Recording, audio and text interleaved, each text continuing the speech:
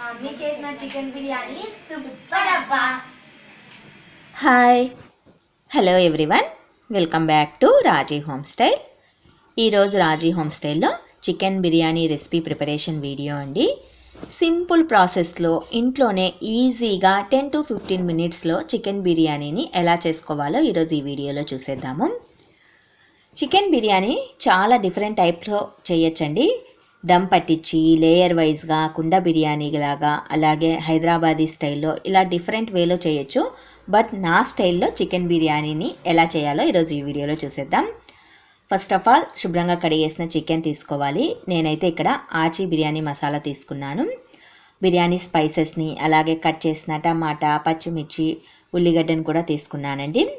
కొద్దిగా కొత్తిమీర, కొద్దిగా పుదీనా కూడా కావాలి. వీటి కోసము స్టవ్ పైన ఒక వెడల్పాటి బాండీ, అంటే మనం బిర్యానీకి సరిపడా గిన్నె కానీ, సెరవ కానీ, బాండీ కానీ ఏదైనా పెట్టేసుకోవచ్చు. ఫస్ట్ ఆఫ్ ఆల్ నేను ఇక్కడ బాస్మతి రైస్ని తీసుకున్నానండి.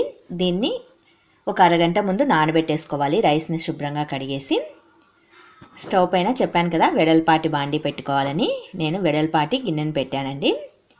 ఇందులో ఒక 4-5 అంటే ఒక 6-7 టేబుల్ స్పూన్లమైన ఆయిల్ పడుతుందండి. ఆయిల్ ఎక్కువగా ఉంటేనే బిర్యానీ అనేది మంచి టేస్టీతో ఉంటుంది. ఇందులో నెయ్యి అయినా వేసుకోవచ్చు, డాల్డా అయినా వేసుకోవచ్చు, మీ చాయిస్. నేనైతే ఆయిల్ వేసాను, సింపుల్గా ఉంటుంది. ఆయిల్ కొద్దిగా హీట్ అయిన తర్వాత ఇందులో బిర్యానీ స్పైసెస్ని యాడ్ చేసుకోవాలి. దాల్చిన చెక్క, యాలకలు, 2 యాలకలు వేసుకోవాలి. దాల్చిన చెక్క, లవంగాలు, బిర్యానీ ఆకు, అనాస పువ్వు, చెక్క, లవంగాలు వేసేసుకోవాలి. షాజీరా కొద్దిగా కూడా వేసుకోవాలండి. స్టోన్ ఫ్లవర్ ఇవన్నీ వేసుకోవాలన్నమాట. బిర్యానీ స్పైసెస్ ఉంటాయి కదా, అన్నిటిని యాడ్ చేసుకోవాలి. యాలకలను అయితే కొద్దిగా చీల్చేసి వేసుకోండి.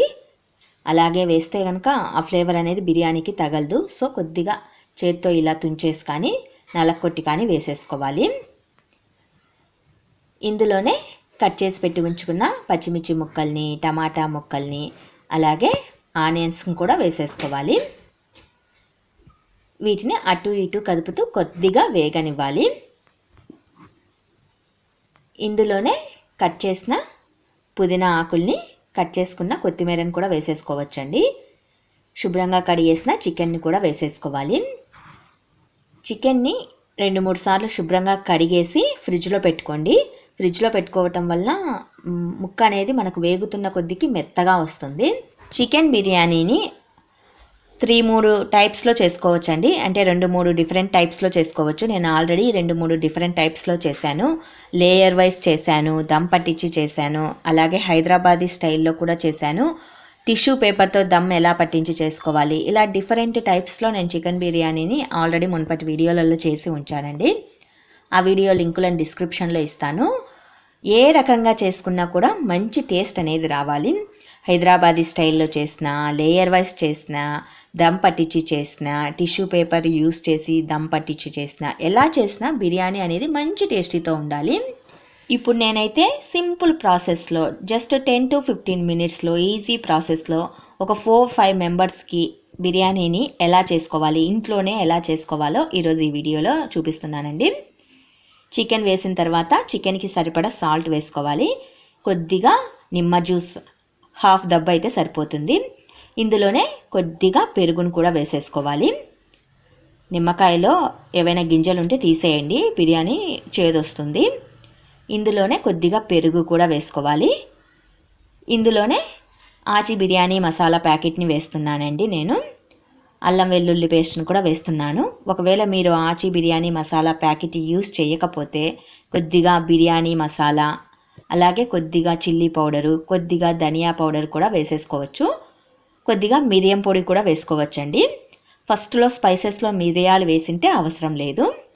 నేనైతే ఈ బిర్యానీ మసాలా ప్యాకెట్ని వేస్తున్నాను. ఒక 4-5 మెంబర్స్కి అయితే ఈ బిర్యానీ మసాలా పౌడర్ ప్యాకెట్ సరిపోతుందండి. ఎక్కువ మెంబర్స్కి అయితే కనుక కొద్దిగా చిల్లీ పౌడరు, ధనియా పౌడర్ వేసేసుకోండి, సరిపోతుంది.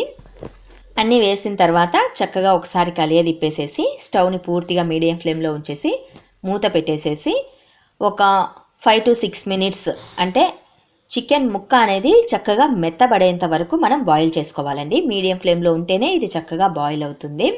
పచ్చి పచ్చిగా కాకుండా మనం చేతితో ముట్టుకుంటే కొద్దిగా మెత్తగా అనిపించేలాగా మనం బాయిల్ చేసుకోవాలి. దీనికి టైం కొద్దిగా పడుతుందండి, దాదాపు 5 to 6 minutes పడుతుంది. ముక్క అనేది చక్కగా మెత్తబడిన తర్వాత, ఇక్కడ వీడియోలో చూడండి, ఈ విధంగా చక్కగా మెత్తబడిన తర్వాత మనం రైస్ని యాడ్ చేసుకోవాల్సి వస్తుంది. యాక్చువల్లీ బిర్యానీకి ముక్కలు అనేవి పెద్ద సైజులో ఉండాలండి, అప్పుడే బిర్యానీ అనేది చాలా బాగా వస్తుంది. నేను చిన్న ముక్కలనే తీసుకున్నాను. పెద్దవైతే పెద్ద పెద్ద బాండీలు చాలా ఎక్కువ మెంబర్స్కి అయ్యే విధంగా అలా చేసుకుంటే బాగుంటుంది. ఇంట్లోకి 4-5 మెంబర్స్ కాబట్టి నేను చిన్న ముక్కలనే కొట్టించుకున్నాను. జస్ట్ చిన్న ముక్కలతోనే ఈజీగా ఇలా చేసేసుకుంటున్నాను. రైస్ వేసిన తర్వాత రైస్కి సరిపడ కూడా సాల్ట్ వేసుకోవాలి. ఆల్రెడీ చికెన్కి సరిపడ సాల్ట్ కొద్దిగా యాడ్ చేసాము. రైస్కి సరిపడ సాల్ట్ని ఇప్పుడు యాడ్ చేసుకుంటే చాలు. ఇందులో కట్ చేసిన కొత్తిమీర, పుదీనా ఆకుల్ని మరి ఒకసారి యాడ్ చేసేసి కొద్దిగా కలిపేసేయండి. రైస్ ఎక్కువగా నాని ఉంటుంది కాబట్టి మరీ గబా గబా దబా దబా కలపకుండా కొద్దిగా పైన అలా కలిపేసేసి రైస్కి సరిపడా వాటర్ని వేసుకోవాలి. బాస్మతి రైస్ కాబట్టి కప్పుకి 1.5 కప్పు వాటర్ అయితే పర్ఫెక్ట్గా సరిపోతుంది. ఆల్రెడీ నాని ఉంటుంది కాబట్టి రైస్ తీరుని బట్టి మనం వాటర్ని యాడ్ చేసుకోవాల్సి ఉంటుందండి. కొత్త రైస్ అయితే వాటర్ని తగ్గించి వేసుకోవాలి. పాత రైస్ అయితే 1కి 1.5 వేసుకుంటే సరిపోతుంది. మీరు రైస్ వండే తీరుని బట్టి వాటర్ని వేసుకోవాలి. ఇలా వాటర్ యాడ్ చేసిన తర్వాత మరి ఒక మారు స్పూన్తో చక్కగా కలిపేసేసి స్టవ్ని హై ఫ్లేమ్లోకి టర్న్ చేసుకొని మూత పెట్టేసుకొని మరో 5 to 6 minutes పాటు చక్కగా బాయిల్ చేసుకోవాలి. హై ఫ్లేమ్లోనే రైస్ అనేది బాయిల్ అవ్వాలండి. కొద్దిసేపటి తర్వాత చూడండి, రైస్ అనేది చక్కగా బాయిల్ అయ్యింది. కొద్దిగా చివరి మినిట్లో ఉందండి, అంటే ఎసురు అనేది అంతా అయిపోయింది కానీ కొద్దిగా మగ్గాలన్నమాట. ఒక 2 to 3 minutes అనేది మగ్గితే సరిపోతుంది. ఈ స్టేజ్లో ఉన్నప్పుడు హాఫ్ దబ్బా నిమ్మ జ్యూస్ని యాడ్ చేయండి, టేస్ట్ బాగుంటుంది బిర్యానీకి. ఇలా యాడ్ చేసి మూత పెట్టేసి మరో 2-3 నిమిషాలు లో ఫ్లేమ్లో బాయిల్ చేసుకోవాలి. పూర్తిగా లో ఫ్లేమ్లోనే ఉంచుకోవాలి. ఇండక్షన్ స్టవ్ పైన కాబట్టి నేను 100లో ఉంచానండి. కొద్దిసేపటి తర్వాత చూడండి, రైస్ అనేది చక్కగా కుక్ అయిపోయింది. ఇలా చక్కగా బాయిల్ అయిపోయిన తర్వాత మనం ప్లేట్లోకి సర్వ్ చేసుకోవచ్చు. బిర్యానీని ఎప్పటికైనా వన్ సైడ్ నుంచి మాత్రమే తీసుకోవాలండి. ఎటు పడితే అటు కలియదిప్పుతూ రైస్ని తీయకూడదు. రైస్ అనేది విరిగిపోతుంది. చికెన్ ముక్క కూడా చక్కగా రాదు, విరిగిపోతుంది. ఒక సైడ్ నుంచి బిర్యానీని మనం తీసుకోవాలి ప్లేట్లోకి. దీనిలో కాంబినేషన్గా నేను చికెన్ కర్రీనే ప్రిపేర్ చేశానండి. సింపుల్ ప్రాసెస్లో 10 to 15 minutesలో ఇంట్లోనే ఈజీగా బిర్యానీని ఈ విధంగా నేను ప్రిపేర్ చేశాను. మమ్మీ చేసిన చికెన్ బిర్యానీ సూపర్ అబ్బా. మరి మీకు నేను చేసిన chicken biryani recipe preparation video నచ్చినట్లయితే మీరు కూడా మీ ఇంట్లో తప్పకుండా ట్రై చేయండి. మరికొన్ని ఇలాంటి రెసిపీస్ వీడియోస్ కోసం వెంటనే మా ఛానల్ని అయితే సబ్స్క్రైబ్ చేసుకోండి.